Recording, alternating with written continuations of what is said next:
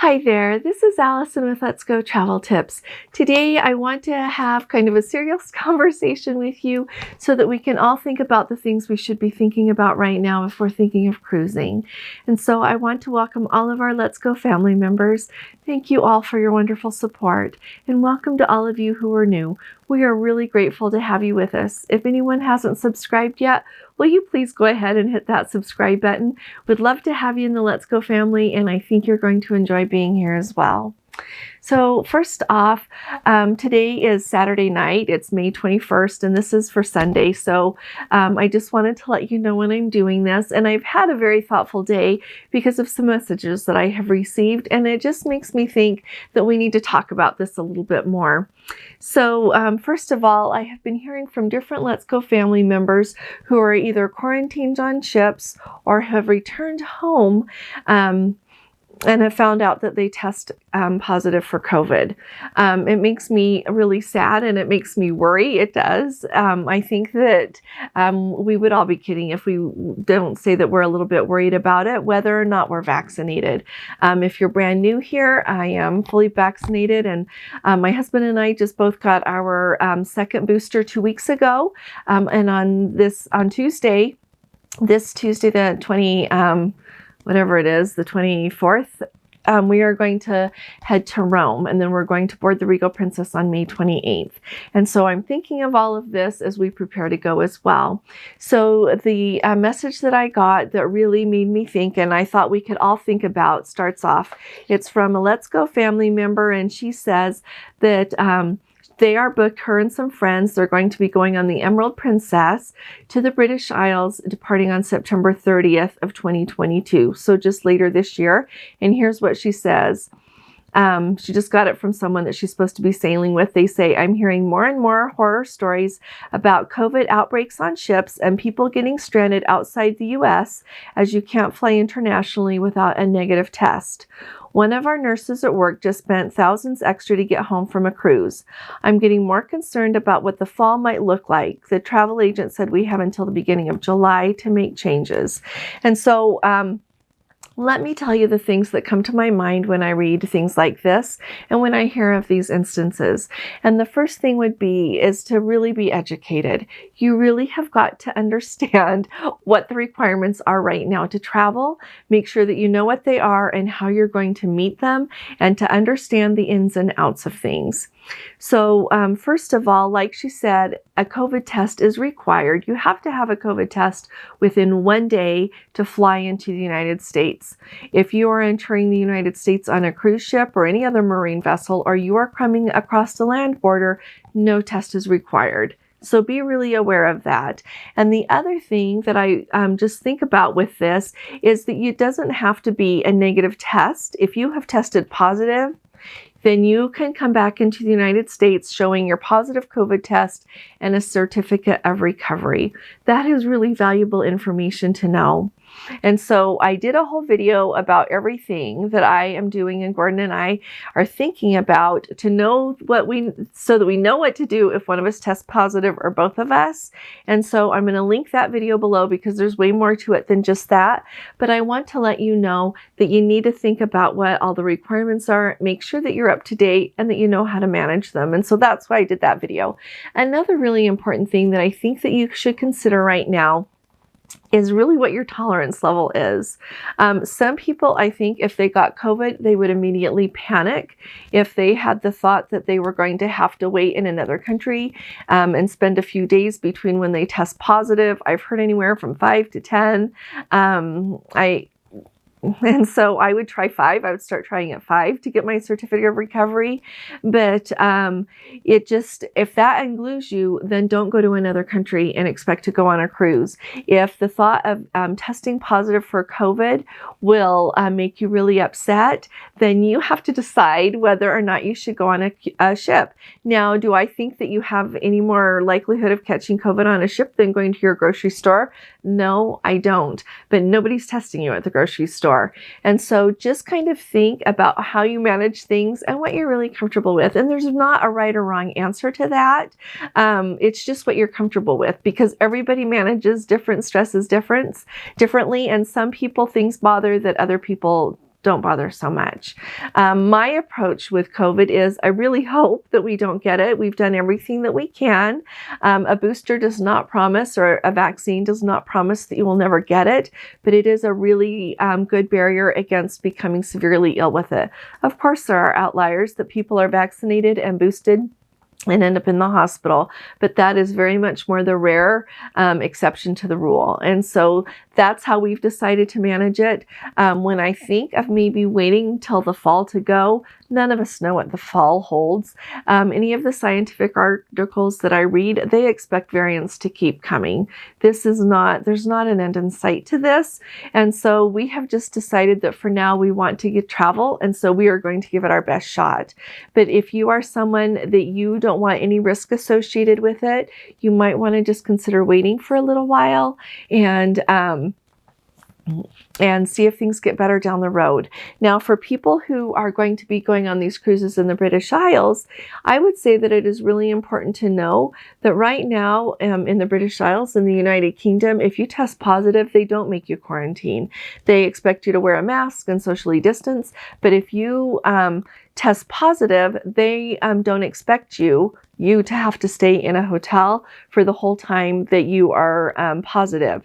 You can go ahead and put on your mask, go sightseeing, stay away from people, be wise, be considerate, but that is not the rule like in England, in Ireland, in the whole United Kingdom area there.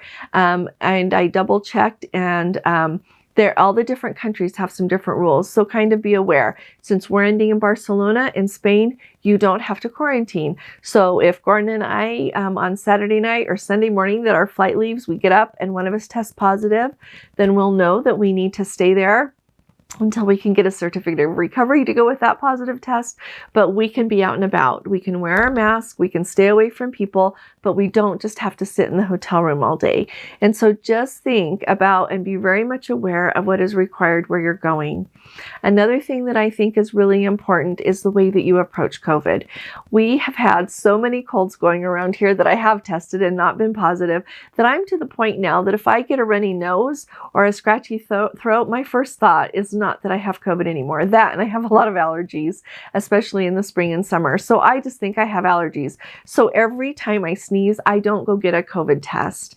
And so I don't know if that's right or wrong, but it's my approach now, because we have had some colds this spring, and every time I test, I haven't had COVID. So now I'm to the point that that's not my main assumption. If it is your main assumption and you are going to be running down to the ship's medical all the time and getting tested, be aware that if you test positive, they are going to quarantine you. And by quarantine, they're going to move you to another room.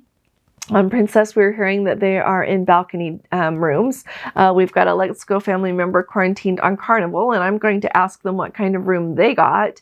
But you're going to be quarantined, and you won't be able to come and go as you wish. So just manage your symptoms, manage your life the way that you would like it to be. I'm not saying to be deceptive at all. I'm not deceptive when I say every time I sneeze, I don't get tested for COVID. I don't think that is deceptive. And so just kind of like think about things and how you're going to manage things and how you think it's okay to manage things is what I would say. Because when we're on a ship, most of the people there are vaccinated. The people there who are not vaccinated have made the choice to be there.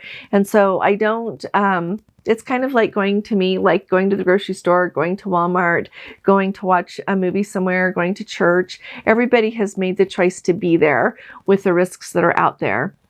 And so I would never like willingly give somebody COVID, heavens no. But I also don't think that every 10 minutes I have to test and make sure that I'm not positive. I don't think that's required either. So I hope I explained that well to you. And then finally, the other thing that I wanted to talk to you about when you think of like cruising now and really traveling at all right now, the other thing that I think is so important for us to weigh out is how much change and long lines and unexpected glitches bother us. Gordon was looking on Facebook, and he came across a message on one of the other forums, not on our site, on our Let's Go group. But and if you haven't joined us over on Let's Go Travel Tips on the on our Facebook page, we would love to have you. So come and just request to join, and Gordon will let you in. And so and would love to have you. So anyway, somebody had posted, we had heard through the grapevine that it was not a smooth disembarkation today on the Majestic Princess. And so someone had kindly posted their experience. And so they happened to be somebody that they didn't even know that you needed to have a negative COVID test to come back to the US. But they shared that the reason that it was so slow getting off the Majestic Princess this morning was not Princess's fault. It was because of holdups by immigration. They had learned that, and they had to stand in a line at the cruise terminal for a really long time. So then they finally got over to the airport to fly out there in Vancouver, found out they needed the COVID test, had to wait for an hour, finally got an appointment, had to wait, then they had to wait for the results. And so finally, they don't allow you to check in there apparently until you have your negative test results. And so finally they got checked in, and they were actually flying from Vancouver to Calgary and then home to their home city in the United States. And after sharing everything that happened and how hard it was, I guess when they got to Calgary, they had to go through security again to be able to get to their flight. It was a long walk, and anyway, they said that next time they would take the shuttle from Seattle up to the port and avoid that whole mess. And so that's a caveat right there. It's a really nice shuttle that they've got that goes from Seattle up to the cruise port to avoid the whole deal at the Vancouver airport, but also like really determine where you stand with long lines, with unexpected things happening. We've heard of so many flight cancellations. If that is a deal breaker for you, then just find some other travel right now. Go somewhere in the car, or stay home for now. Just something different than flying when we have so many cancellations and different things happening. I remember one of our Let's Go family members that has been with us for a long time the other day, and I really appreciated his comment when we were talking about maybe testing was the most stressful part. He mentioned, John did, that the most stressful part to him are the really long lines at the airport. And so just kind of know what drives you crazy and maybe what would just be a little too much for you, and then decide a good way to manage it. And if it's a good thing to go ahead and go and it's worth it, or if you want to stay home for a little while so that you can just get to the point where maybe things will hopefully go smoother. I honestly don't know where the end is to all of this. It is taking a lot longer than I thought, and I am truly beginning to wonder if this is the new normal, like people like to call things, because it doesn't seem that change is right around the corner. And so we're going to go ahead and go on our trip and hope for the very best. And we're going to pray a lot, and we're going to try to be careful. And so I hope that some of this has helped you. I also wanted to say, clear back in September, like I think it was September 7th, I did a video and we titled it To Cruise or Not to Cruise. And we're going to link that below as well, because I tried to go over some things there too that I thought would be helpful. But looking back at that, back when I did that, like Omicron, we didn't even know about Omicron. We were just worrying about regular COVID then. And now we've been through the Omicron variant. I guess we were just having, Delta was still a deal then. But now we've been through Omicron, and now we've got the variant on Omicron. And so it just kind of to me, gave a really unique look back at what we were worried about then and how things have changed, but they really haven't changed. And so I hope you'll take a look at that too and see if anything is helpful. I would really like to hear from you all in the comments about what you're thinking about all of this. If you're thinking it's a good time to pause, or if you think, nope, we're just going to keep going and hoping for the best, I would just really like to hear from you all, and as well as things that you think can make a good difference to be more careful. I know that we talk about wearing masks masks and washing our hands and truly trying to social distance a little bit. And just if there's anything else that you can think of that would be really helpful for us as well as for the rest of our Let's Go family, we would really appreciate hearing from you all, as well as anything else you want to share. It's always nice to hear from you all. If you appreciate these updates, will you please give this video a thumbs up? And I will be talking to you all again really soon. You all take really good care. God bless you. Love you. Bye-bye.